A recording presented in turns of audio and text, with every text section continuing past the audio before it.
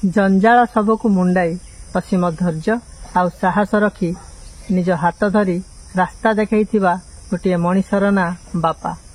कठोरता और अनुशासन भितर निजर प्रेम को लुचाई रखि गोटे मनीषर ना बापा। जीवन में कमई निजर परिचय को देई देई परिचित कराउथुबा गोटे मनीषर ना बापा। आमर सबु स्वप्न को साकार करिवार सामर्थ्य रखुथुबा आउ तार श्रेय मागु नथुबा गोटे मनीषर ना बापा।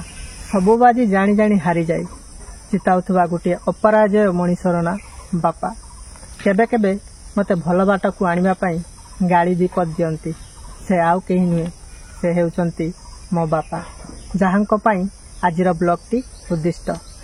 जय जगन्नाथ सांग माने मु जेना बाबू स्वागत करुची आजिर आउ एक नूतन ब्लॉग को। आजिर ब्लॉग रे जड़े महान व्यक्ति फेस रिवाल करबा आ से व्यक्ति हेउचंती मो बापा जहांको पई मु आपनको आगरे एते बकबक करि पारुची। ए हेउचंती मो बापा स्वर्गत जयंत कुमार जेना। असीम धैर्य साहस तबला वादकतार विशारद इंग्राजी रे विचक्षण ज्ञान थिबा जड़े असाधारण व्यक्तित्व जे कि तांकर कर्म क्षेत्र रे जयंत गुरुजी भाव में परिचित। आ मु हेउची तांकर प्रथम कुलांगार पुत्र। तांकर शिक्षागत योग्यता को जदि आमे आलोचना पर्यालोचना करिबा तेबे से 1992 मसीह रे उत्कल विश्वविद्यालय रु मास्टर डिग्री प्राप्त करथिले।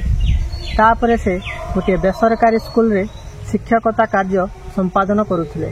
सही अवस्था रे तांकर देहर असुस्थता जोगु से आमको शकर सागर भसाई दे स्वर्गारोहण करथिले जहा आमको अत्यंत पीड़ा देइथिला।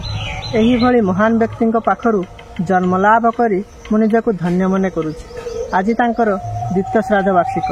एही पवित्र दिन रे एही महान व्यक्ति को आपण मानक सम्मुख को आनी मु भगवान को पाखरे तांकर आत्मार सद्गति पाई प्रार्थना करुछि। जय जगन्नाथ। देखा हबो पुणी एक नूतन ब्लॉग रे।